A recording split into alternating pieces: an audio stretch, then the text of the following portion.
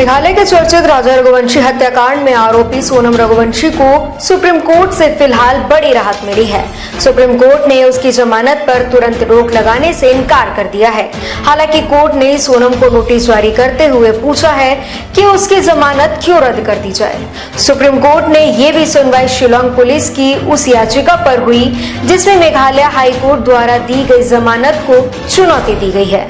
दोनों पक्षों की दलीलें सुनने के बाद सुप्रीम कोर्ट ने कहा कि सोनम जमानत मिलने के बाद जेल से रिहा हो चुकी है, इसलिए इस समय उसकी रिहाई में दखल देना उचित नहीं होगा।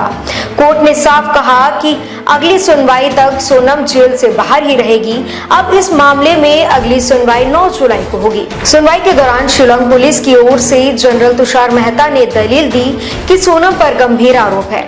निचली अदालत उसकी जमानत याचिका पहले ही खारिज कर चुकी है।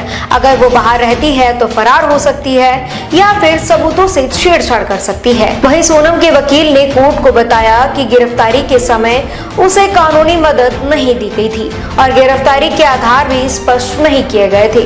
उन्होंने ये भी कहा कि मामले में अब कोई भी बरामदगी बाकी नहीं है और सोनम पर पहले से ही सख्त जमानत शर्तें लागू है। वो शिलोंग में रह रही है, इसलिए सबूतों से छेड़छाड़ की आशंका नहीं है।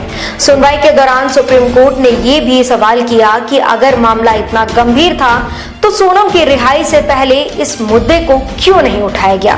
कोर्ट ने यह भी पूछा कि अगर हाई कोर्ट ने तकनीकी आधार पर जमानत दी है तो क्या कानून पुलिस को दोबारा कार्रवाई करने से रोकता है।